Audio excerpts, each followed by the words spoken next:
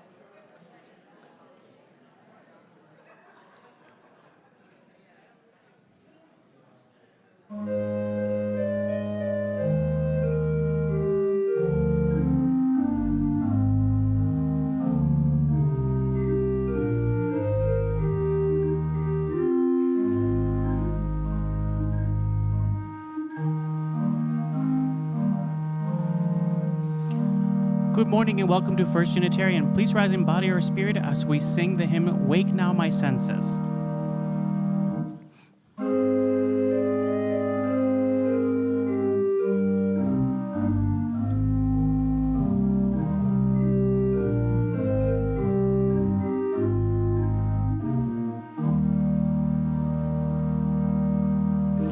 Wake now my senses and hear the earth call. Feel the deep power of being in awe. Keep with the web of creation your vow. Giving, receiving as love shows us how. My reason, reach out to the new. Join with each pilgrim who quests for the true. Honor the beauty of wisdom of time. Suffer thy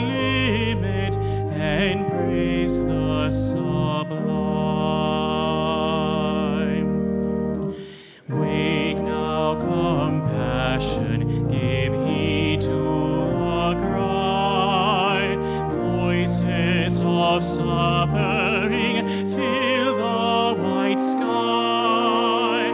Take as your neighbor both stranger and friend, praying and striving their hardship to end.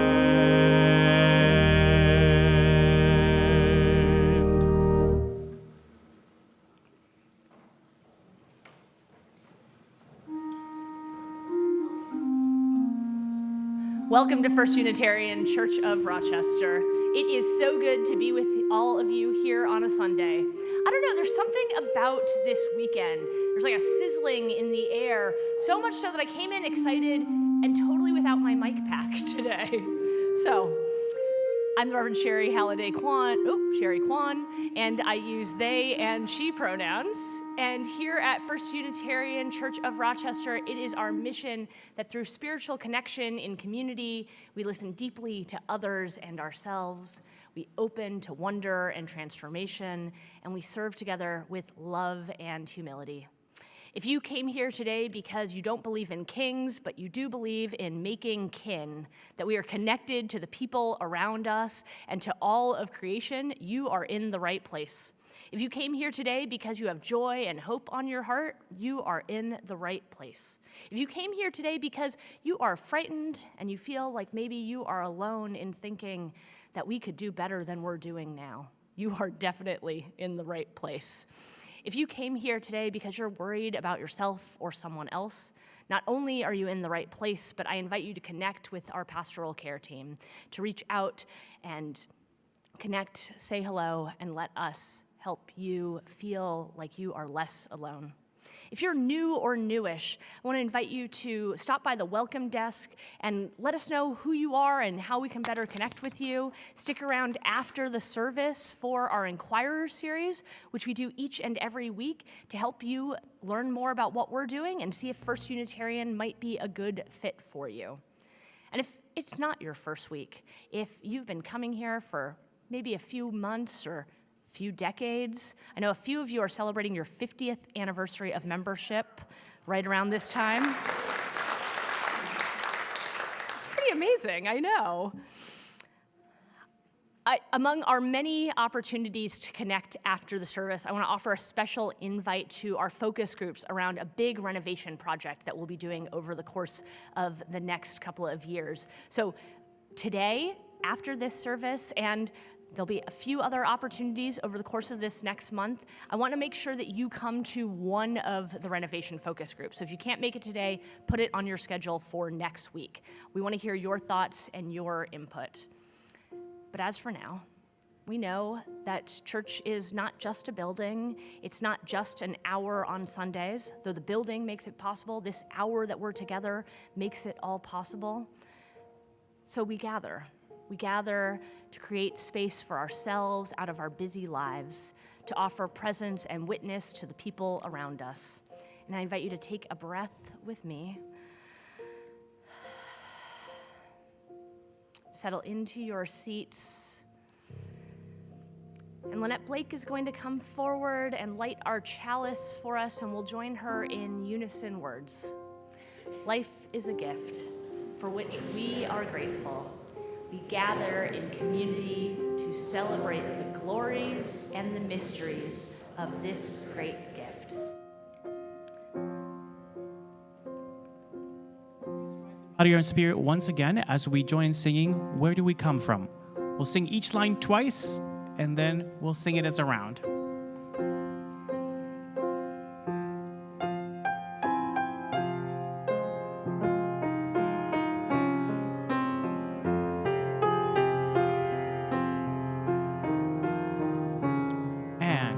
Where do we come from? What are we? Where are we going? Where do we come from? What are we? Where are we going? Where do we come from?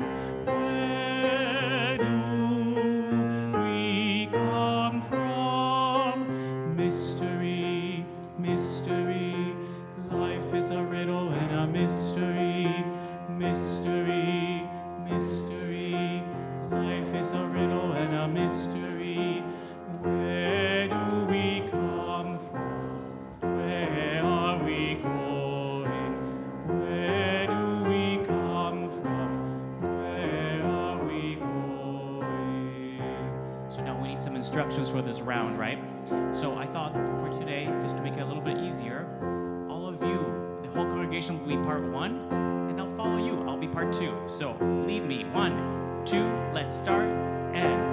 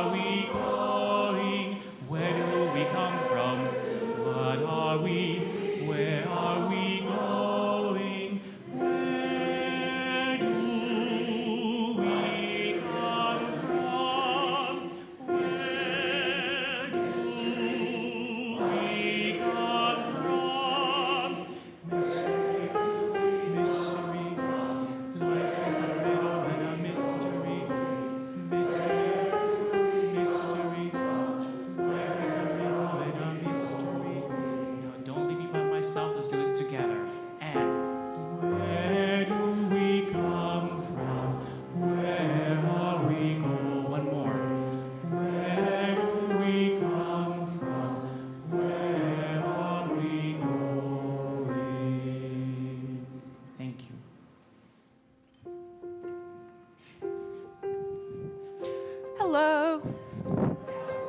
My name is Ray. I use they, fair, and they and them pronouns. And about a year ago, I found out it takes about 4 showers to get blue body paint completely off. So I'm a makeup artist, and when I was going to school, we had a competition. And the competition was mythical creatures, and I was built to thrive in that.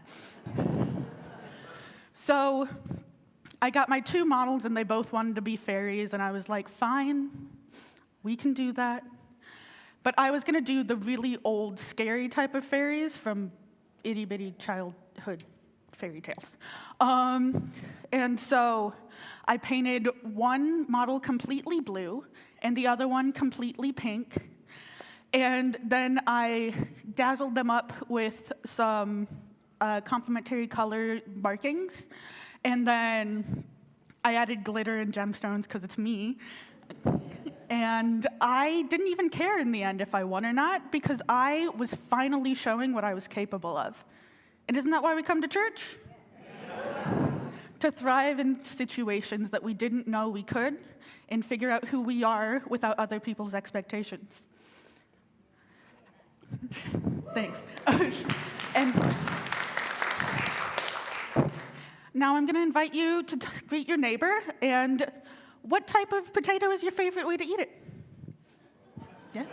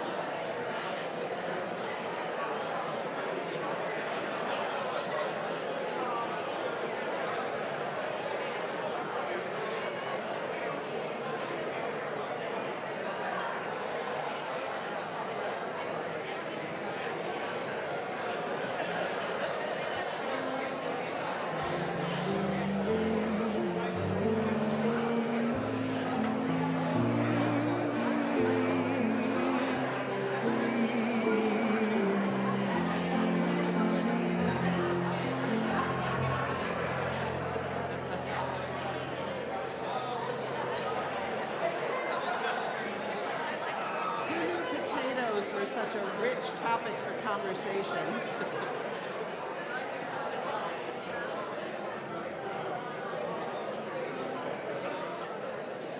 But just for the record, Samosas. That's my answer. Good morning. Good morning. Is this working? I think what have I got going on? Am I on now? Yes. Fantastic. Good morning. I'm Sue Morgan. I use she, her pronouns, and I'm going to have the privilege of telling you our story for all ages today. Now, according to the stories of ancient Greece, the first woman was created as a punishment.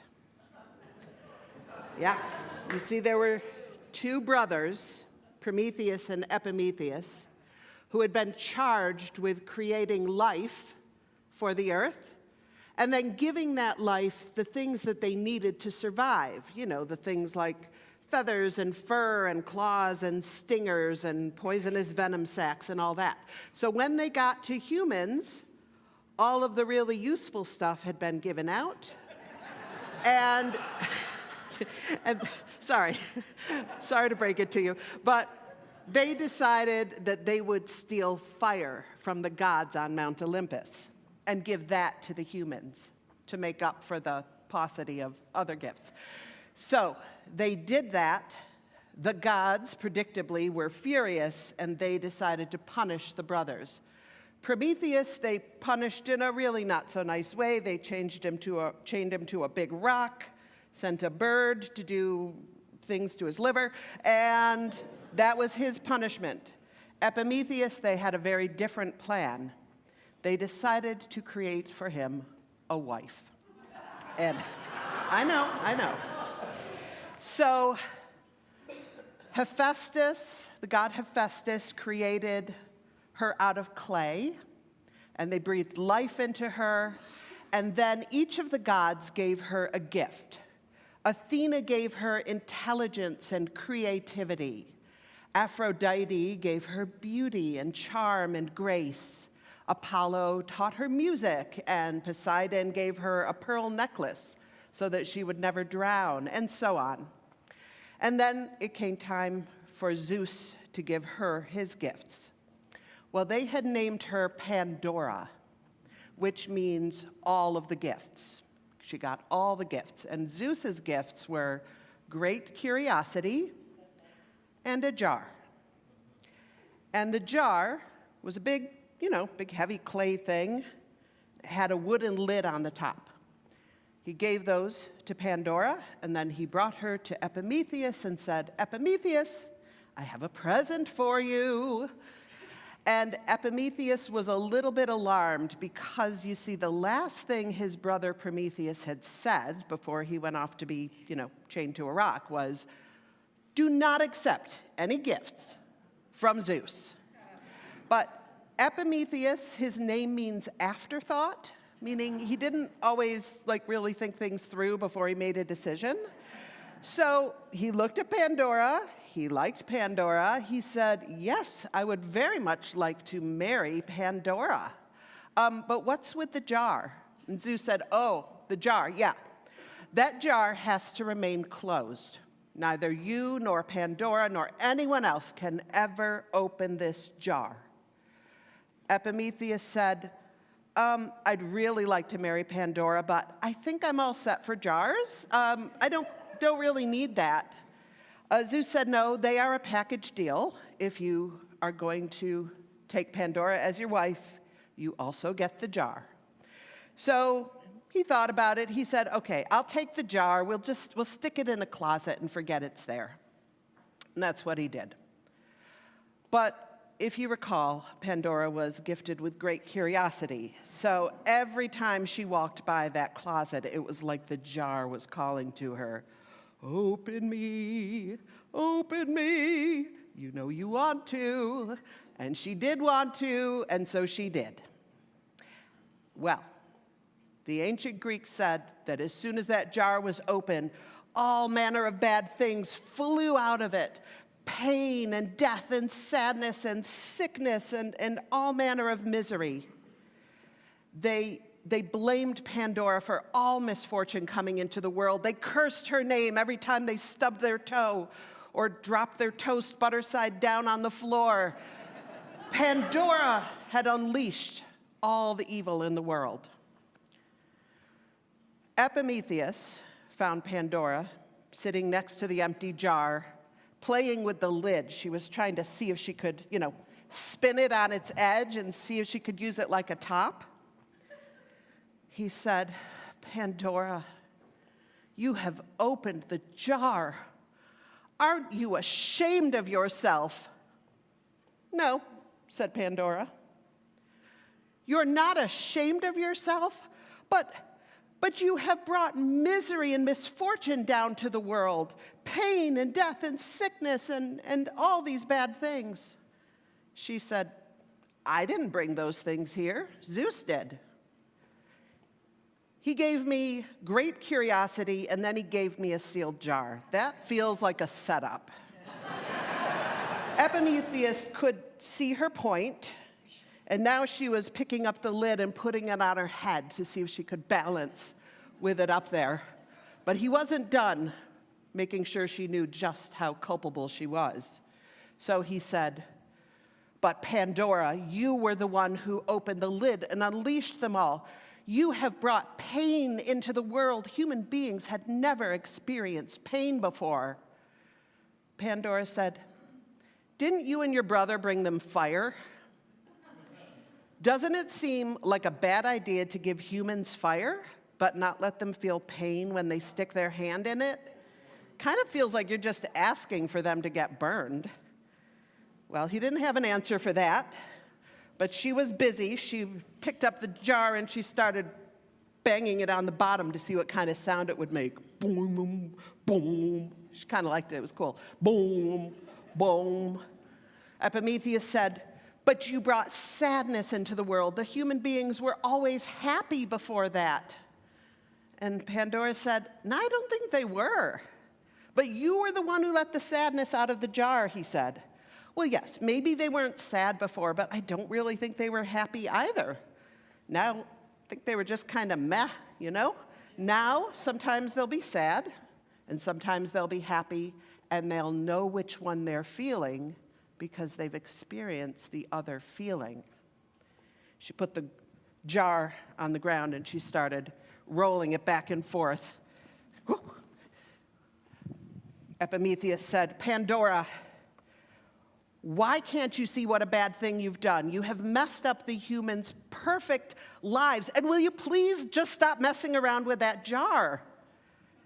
Pandora said, "Listen, Zeus gave me great curiosity, and curious people make messes. But curious people also discover things. Look what I just found." She picked up the jar and she reached in, and down at the bottom, she pulled out hope. She set hope gently on the ground and said, "Now go, run around, play with the humans." She said, "Besides, perfection is so boring. You can't add anything to perfection. Now, humans have a reason to create art and music and literature and religion and chocolate chip cookies." And that is why, in the ancient Greek mythology, Pandora also goes by another name sometimes, Anesidora. And Anesidora means the giver of gifts. May this story unfold in your hearts until we are together again.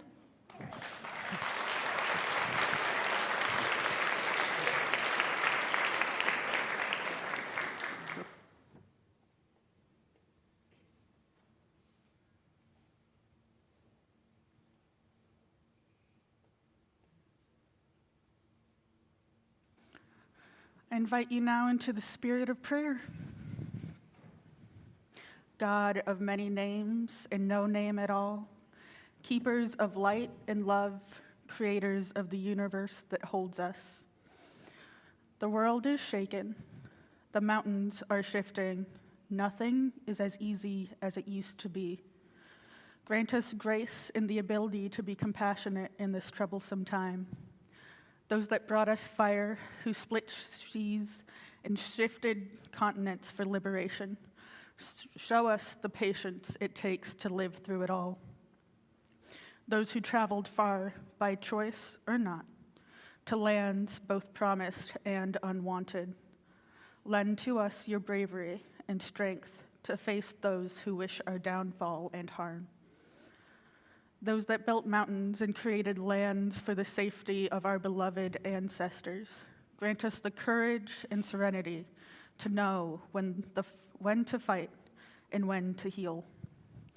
Beings ethereal and knowing, parent and child in nature, wild and free, forgiving and unyielding in love, bringers of whimsy and joy, knowers of power and retribution. We look to you in your wild footpath into the unknown. Lead us, guide us, and hold us in these times.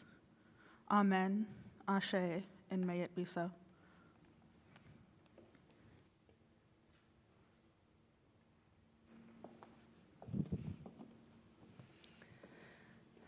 I invite you to join me in a shared silence in that wild footpath into the unknown.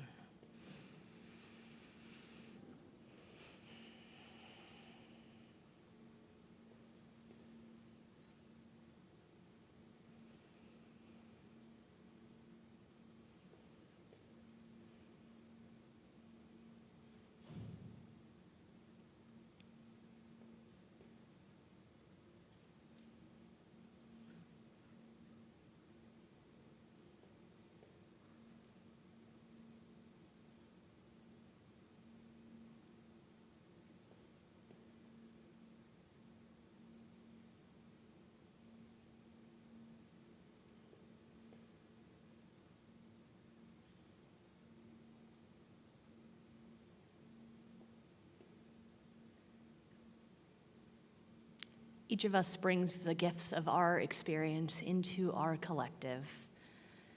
We bring grief or growth or gratitude, a whole multitude of things that come by living into this space. And when we gather, we offer each other an opportunity to be witnessed. We offer each other an opportunity to witness to our own hearts. And so you're invited to come forward. If you're online, you're invited to share in the chat. And if you'd like to stay seated, you're invited to raise your hand for an usher to bring you a candle, or simply to know that your presence lends love to this circle. Whatever it is that you bring in your life, your week, your heart, I invite you to come forward and kindle a flame. May you know the warmth and the witness of this community. You're invited to come forward now.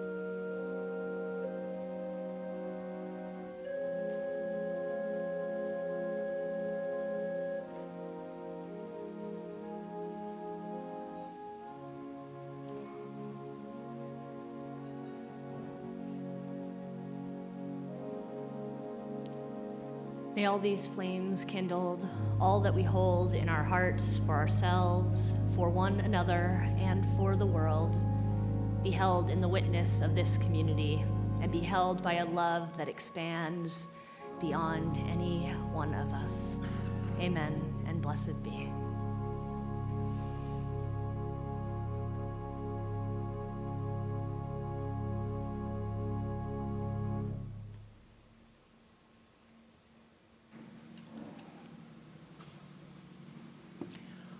Our musical meditation today is gathered here.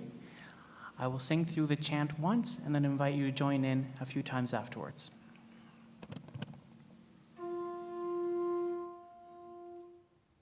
Gathered here in the mystery of the hour, gathered here in one strong body, gathered here in the struggle and the power.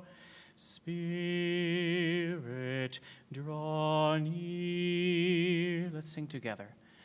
Gathered here in the mystery of the hour, gathered here in one strong body, gathered here in the struggle and the power.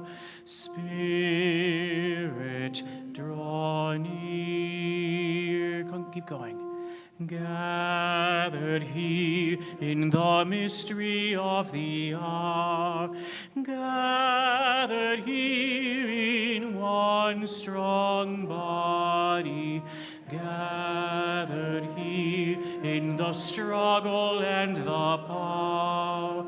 Spirit, draw near. Last time. Gathered here in the mystery of the hour, gathered here in one strong body, gathered here in the struggle and the power. Spirit, draw near.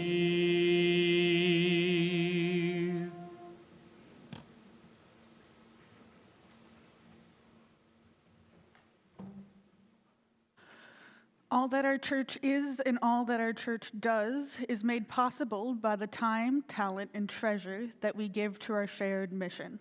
Members and friends support this congregation financially through reoccurring giving. And on Sundays, we also give through our shared collection.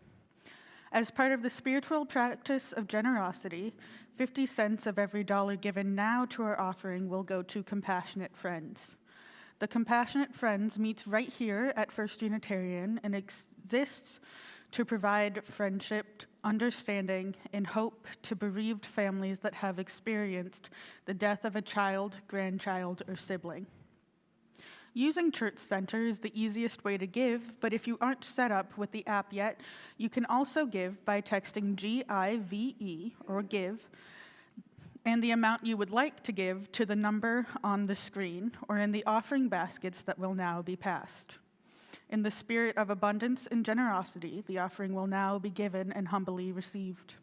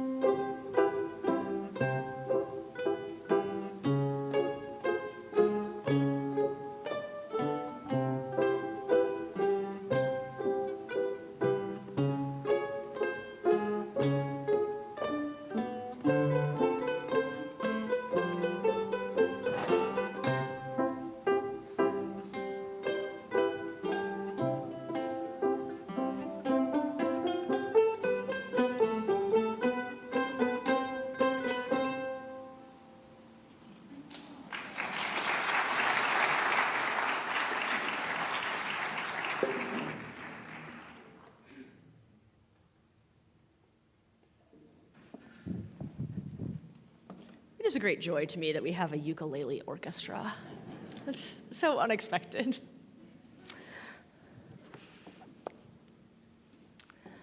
Each and every week, I am humbled as a preacher, a minister, to know that someone is coming to church this Sunday to give church one last shot. Many weeks, most weeks probably, there's also someone or someone's here who's also coming to church that day to give life one last shot, who's hanging on by a thread and not sure what to do next. And I heard a story recently from one of you about a time when they were in a similar spot in their life, where they were giving life one last shot. And in fact, they knew that they were done. They called their brother to say goodbye, and their brother didn't know it, but they knew inside for certain. And over the course of the conversation, their brother said a number of things to them. The first one was something along the lines of, "Have you tried Jesus?" Which wasn't that helpful, as you might expect. But what was helpful was when this person's brother said, "Look, I don't know what's going on. I don't know, and I don't need to know. You will always have a place in my home. I don't know, and I don't need to know, but I love you." This was the critical thing communicated that day. And this phrase of "I don't know and I don't need to know" has stuck with this person. The brother couldn't have known it at the time, but that was life-saving. The saving power of love so often is something we want to encase in understanding, and yet its power cannot be contained, cannot be known in order to be, does not need to be known in order to be felt. The great mystery of love and God is present all around us in so many different ways, and hopefully not as dramatically as it needed to be that day, but in often subtle and unexpected ways that wrap all around us. Many of us grew up with a conception of God that didn't play nicely with this lack of understanding.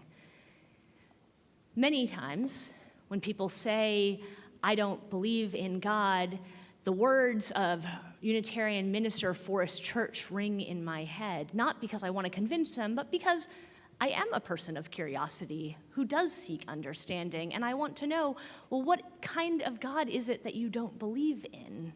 Is it Sky Daddy? Because I'm also not, well, most days I'm an atheist or a humanist, but on no day do I believe in a God that sits in the literal sky and is omnipotent, that is to say all-powerful, omniscient, that is to say all-knowing. I've never known a sacredness alive amongst all of us that looks like that. In fact, most religions over the course of humankind also have not subscribed only to a kind of sky daddy as divinity. I am going to say that word a few times because I like it. Just for those of you who are like, is Sherry going to keep saying that? Yes, is the answer. Even Greek mythology, cosmology that has Zeus as sort of this all-powerful, knowing God at the center has many, many other gods, many others who are engaged in mischief and trickery. Trickster gods outnumber the all-powerful by quite a bit. In Greek mythology, we have Eris, the goddess of strife, who gives away apples to get women to fight, which I think is really just a telling by men. Probably like versions of Pandora you've heard before.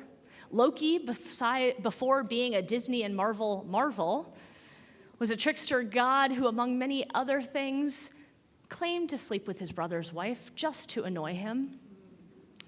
Gods are badly behaved much of the time. The monkey god in Chinese mythology that often saves humanity, also breaks into the party before any of the other guests arrive and drinks all the wine.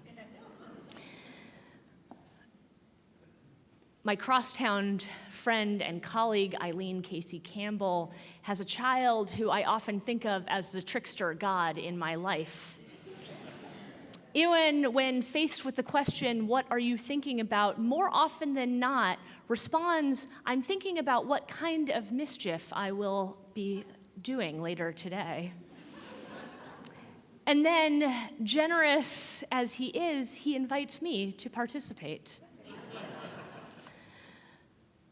When he was younger, 3, 4 maybe at most, my friend and colleague Eileen found herself in one of these really like Norman Rockwell moments where she thought she was really onto something when it came to mothering.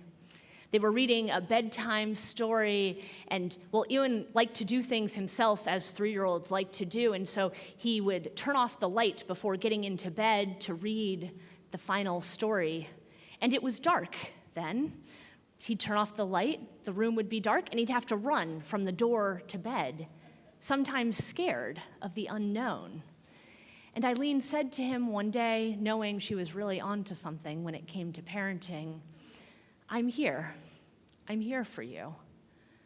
Sometimes it's dark, and I want you to know that even when I'm not there physically, I will be here for you.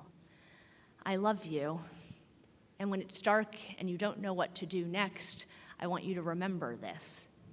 And Ewan thought about that for a little while and then said, when it's dark and no one can see me, I won't be coming to bed. I'll go downstairs and eat all the chocolate. This little trickster god in my life reminds me and invites me to make mischief in times where it is less clear what comes next.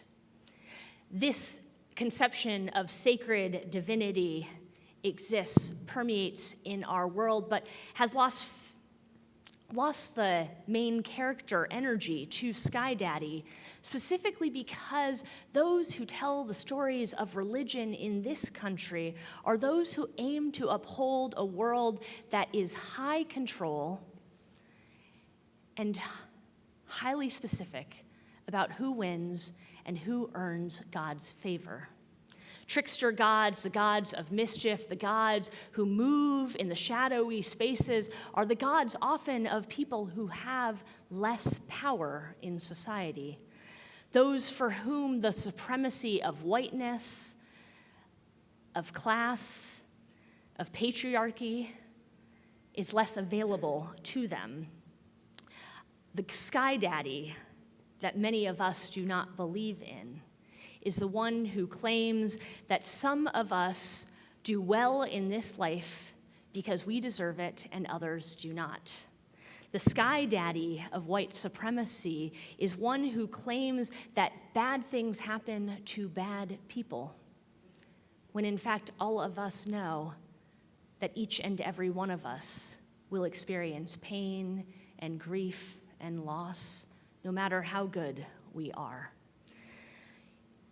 Octavia Butler, speculative fiction writer and really creator of a movement around what it means to live with hope, knowing that things will go poorly sometime, in her Earth Seed series that starts with Parable of the Sower, she writes of God as trickster, teacher, chaos, and clay. Trickster in this old tradition of trickster gods, yes, but teacher as guide, as mentor, as one who offers opportunities for us in our lives to learn from. Not to say that every bad thing has a purpose, but that we might squeeze meaning and purpose out of every bad thing. Chaos, simply because we have a lot of evidence for that in our lived reality. That things sometimes go asunder in large ways and small, and still we must be able to live within and among this, knowing that we are in partnership with the divine and clay, that our role in shaping God is critical, that God doesn't simply stand apart, that love is not something that exists distant from us, but that we are meant to sink our hands into, that we might find hope when we choose to partner in a dance with the divine, that we shape God just as God shapes us, and that we find the sacredness in the mess, in the chaos that life offers to us. Another congregant told me a story to share with all of you about his wife, Joy. For decades, he was married to Joy, and she was his joy, the center of his life. Though he came to Unitarian Universalist congregation and prayed alongside all of us, though he sang, though he understood joy and hope in creation, he was clear that the only thing that he worshiped was his wife. Joy died over a year ago, and the center of his world fell out. But it wasn't actually the day that she died that his life changed, but when it became clear that she had been suffering from dementia, and everything that they had built their life around shifted. He realized then that for decades, Joy had taken care of him, that their life was built on the care that she had offered him, and suddenly something else was required. He shifted with this. He began to take care of her. He began to cook, to clean, to attend to her needs in ways that he had never done before. And it was hard. There is nothing easy about saying goodbye to the person you loved long before their body leaves this earth. But he loved, on his better days, loved the opportunity to do so. And even on the worst days, knew that he was grateful for all the care that she had shown him over decades.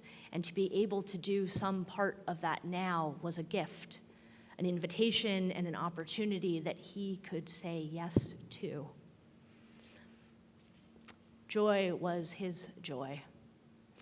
And though he was clearly an atheist for all of his life, he told me, and in the many times since that he has told me this story now, he told me specifically, always aiming, I think, to get a rise out of me, but telling the truth all the same, that it was on those days, in the end, when he needed to help her even use the bathroom, literally in the mess of it, that he knew God.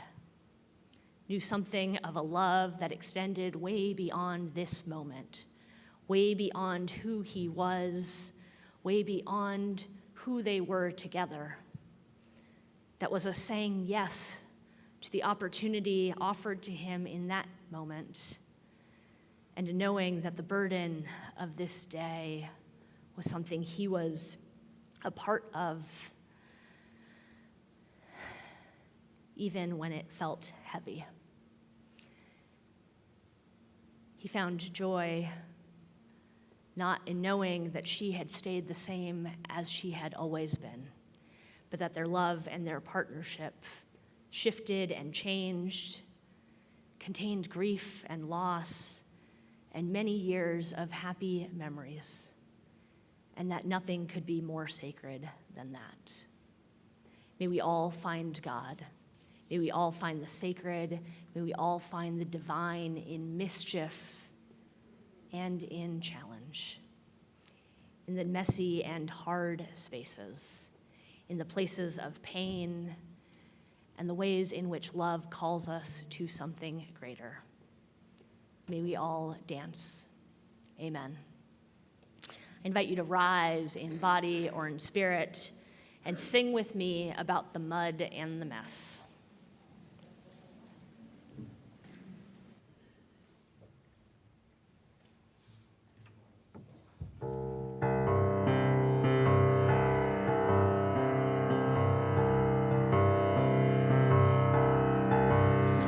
We are going, heaven knows where we are going.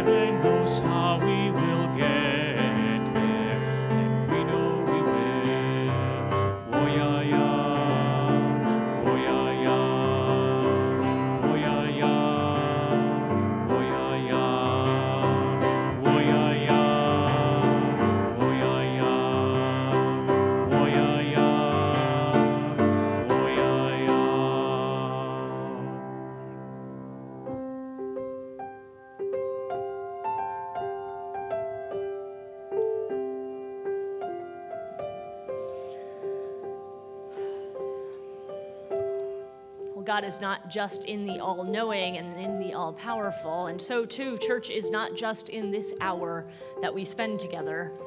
So you're invited to stick around, to join in small groups and put love into action in a whole lot of different ways.